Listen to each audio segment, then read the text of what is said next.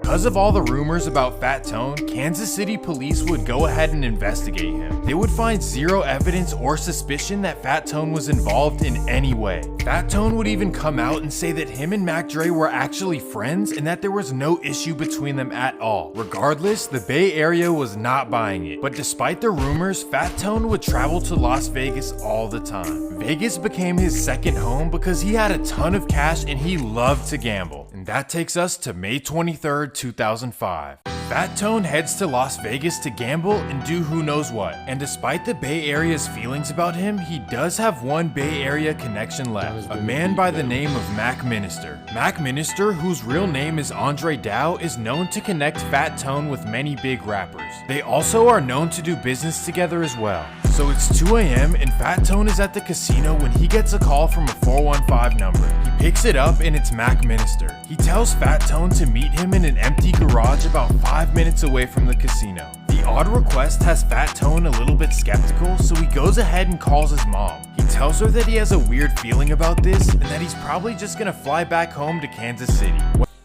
Crazy part about it is he had to feel it in the air for him to call moms, you understand me? He hit moms up before he went to go meet up with Blood, which is crazy because it's like, but you know what's crazy is I got like a different, I still been looking for that interview that I was looking for of Cowboy Brother and his peoples. They was like giving the story in detail. I'm gonna find that for y'all though. Well, after the call, he decides to meet up with Mac Minister anyways. Fat Tone brings his friend Jermaine Akins, also known as Cowboy, with him. So they drive to the empty parking lot and Mac Minister is nowhere to be found. So they wait, and a few minutes later, a Pontiac Firebird pulls up right beside them.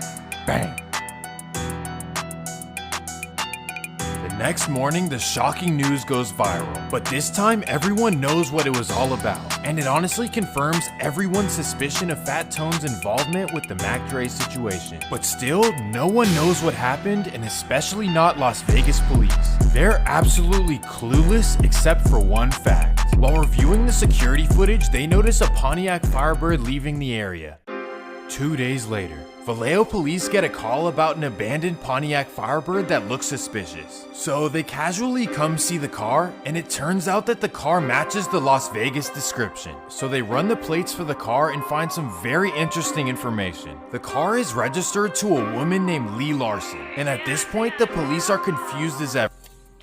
It was crazy, man. Rest in peace, Lee Larson, man, because you know, she ended up getting killed, man. I know he gonna get to that part up in the story, but because she's a woman from a small town called Payson, Utah. Well, after not being able to get a hold of Lee Larson, Vallejo police contact her family. Lee Larson's father informs police that a man named Andre Dow and his friend Jason Mathis were, let's say, receiving compensation from his daughter Lee Larson. So Las Vegas police officially name Andre Dow and Jason Mathis as the suspects in the case. But there's a major problem. They are nowhere to be found. But after a while, Jason Mathis would be found in his San Francisco apartment. But for the next 5 months, Mac Minister is still nowhere to be found. So Las Vegas police would keep asking Lee Larson questions, but she would not say anything. Seriously, she literally said nothing. Both Las Vegas and Vallejo police would come out and say that Lee Larson did not cooperate at all. But her loyalty to Mac Minister and Jason Mathis might have been pointless, and you'll see why. November 4th, 2005. Welcome to Fairfield, California, about 20 minutes east of Vallejo. And here we are in a quiet residential area.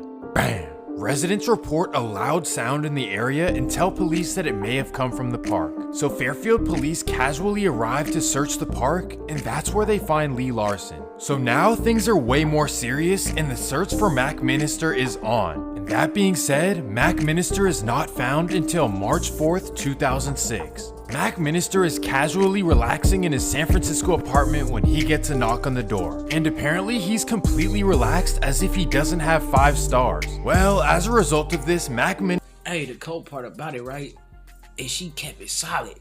You know what I mean? She was keeping it solid and still fell victim to, like, nigga, it seemed like, man, really, to be 100, right? It seemed like niggas got a little paranoid, right? Allegedly, nigga, we don't, whoever did that to Lee Larson got paranoid, nigga, for sure, right?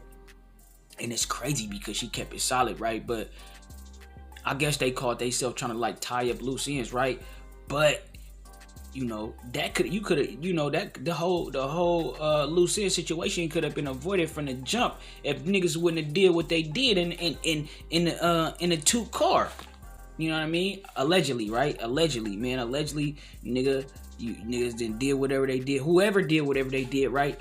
In this woman's car. Nigga, what you thought it wasn't registered to her? That's crazy, man. What you thought she stole it? You know what I'm saying? That's just, I'm gonna keep it lit. Minister and Jason Mathis will never be getting out. So that brings up an important question. Why did they do this? Well, Mac Minister would simply say that he did it for the Bay Area. And here's the craziest thing about it. He didn't even know Mac Dre. He was so upset that Mac Dre's friends didn't step up to the plate that he decided to do it himself. But here's the reality. After Mac Minister did all this, Mac Dre's friends would come out and say that Fat Tone had nothing to do with it. Apparently, after Mac Dre passed away, Fat Tone would call Jay Diggs and tell him that he had nothing to do with it. And Jay Diggs believed him, so now, if y'all seen that, I got the Jay Diggs interview on here too, man. Y'all go look that up, right? But this for the newcomers, man. Shout out all the old subscribers. Shout out all the new subscribers, right? But look, the crazy part about the situation is, right, they clear Fat Tone name after the issue happened with him. You know what I mean? He already gone, and then the nigga name get cleared. I remember being a young nigga, right, and thinking that like you know, just doing some research, a little bit of research, like, man, and seeing what Fat Tone vibe was like, right, for myself, and was like, nigga, I don't think Fat Tone had nothing to do with it, man. But you know, it was kind of crazy to me when his name got cleared after he was already gone. You know what I mean? That shit was like, damn, bruh. Like, you know, it was just a trip. Everything was good. So after all, Mac Minister and Jason Mathis did this for nothing. So let's jump ahead to the post-Mac Dre era in the Bay Area. Everyone would rally together to uphold Mac Dre's legacy and continue the hyphy movement. One of the rappers to step up and adopt some of Mac Dre's style and lingo is E40. He would make songs like Tell Me When to Go where he would use a lot of Mac Dre's lingo. And to the majority of people, there was no problem with it. But some of Mac Dre's old friends were not too pleased about this. Right back to the real E40. I'm gonna keep it G real, right? So a lot of niggas was like, you know, putting it on thick when Mac Dre died. Niggas was putting it on thick and acting, but you know, Mac Dre had a lot of love, right? So that's why it was kind of like indistinguishable. You know, it was kind of like hard to tell who was being real and who was faking it, right? But if you was in the know, you know, like, nigga, this nigga right here. But it seemed so real, I ain't gonna lie, because these niggas was acting retarded, man. That's where we got the bad stigma from, you feel me, from the Bay Area. But 40, like, in my opinion, I ain't gonna lie, my opinion about it with 40, I feel like 40 was trying to just keep it lit, you know what I mean? And he felt bad that they never got to really come together, you know what I mean? Or whatever the case is, nigga. I think they did do a song though, if I'm not mistaken. I don't know, man. I'm gonna have to do my research, but that's what I felt like from 40. I don't feel like 40 was clout chasing. I just felt like, nigga, it was in the air at the time, you know what I mean? And that could have been the case for a lot of niggas. Like, niggas just was just bit by the fizz bug, you know? Real fast, huh?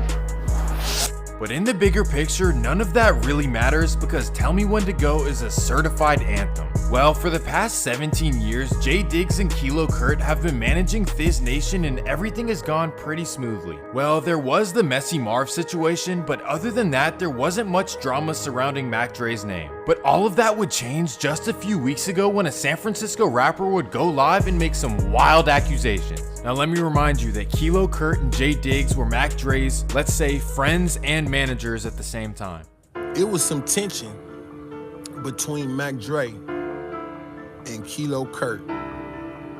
Jay Diggs was more of a bodyguard. Jay Diggs wasn't. Now, right, because we already seen this story, but for those of y'all who haven't, my bad, right? But look, I'm gonna say this about the Kilo Kurt story, right? I heard that story about Kilo and Mac Dre getting into it. I did hear that prior to JT even bringing it up. I heard that, you understand me? But I heard it was so, like, I feel like the timeline is kind of like off. I felt, me in my head, right, I felt like they got into it. This is what, in my head, this is how I put it together. They got into it.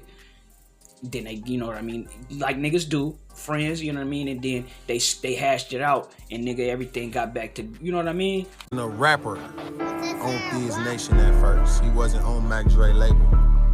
They was homeboys. But Mac Dre didn't with Diggs the same way. He through with Kilo Kurt, but Diggs was trying to get in where he fit in. J Diggs, hell yeah. So we gonna get to that part in a minute. There was a show in Fresno, and Kilo Kurt went to pick the money up for the show. The show in Fresno was for $6,000, but Kilo Kurt only gave Mac Dre $1,500. When Mac Dre found out it was for $6,000 because they was doing a tour, and Kilo Kurt, since they partners, was starting to collect money for shows. Mac Dre, when he found out that it was $6,000 and he only got $1,500, he approached Kilo Kurt about that. He didn't like that Kilo Kurt collected $6,000 and only gave him $1,500. You know, so Kilo Kurt didn't collect none of that money out there in Kansas City. Well, did Kilo Kurt do it? I didn't say that. Well, did J Diggs do it? Nope, I didn't say that neither. Was they okay?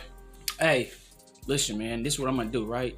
If y'all niggas want to see Swamp Stories, shout out Swamp Stories, nigga. Niggas be having their grudge for Swamp Stories, but like I said, man, the info, nigga, it's not like he pulling it out of thin air, right, and just making it up. So nigga like, oh, nigga, you got your, but really the information that he getting, right, it might be a little off because it's coming from, legal sources, you know what I mean? It's coming from legal sources, and as opposed to like a nigga who's standing right there on the block or who really intertwined with some of these niggas, right?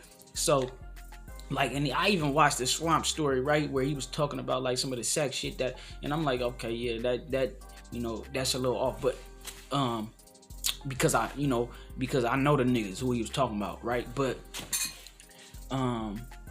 yeah, man, this was a cold situation. He if y'all want to see the whole one, go check out Swamp Story. I like his breakdown of the whole shit, man. You know what? I don't know how he got that statement about Mac Minister saying that he did it for the Bay and this, that, and the third, because he's saying that he's still upholding his innocence, you know what I'm saying? So I don't know where he got that statement from, but nigga, y'all let me know what y'all think about, nigga, this video, Swamp Stories, the way he broke it down. I know niggas, y'all let me know what y'all think. It's a trip because we're gonna have to see, man, if Swamp ran into some technical difficulties over this video, nigga. He had a whole bunch of Vlad clips, he had a whole bunch of, but it's fair use, you know what I'm saying? So niggas it's just a tricky game, man. YouTube a tricky game, nigga.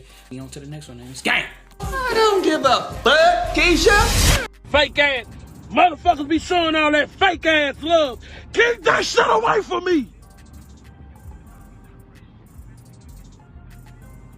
Keep that fake ass shit away from me, nigga. Before I explode on one of you bitch ass niggas, Say ho, you can't playing with that paper, ho. Nigga need that paper, need it now and not later, ho.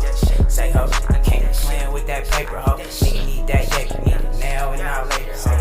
Say ho, you can't playing with that paper, ho. Nigga need that paper, need it now and not later, ho. Say ho, you can't playing with that paper, ho. Nigga need that paper, need it now and not later, ho. I need that cheese like a grater, ho. Don't play me like no sin, cause I never capped and save a ho.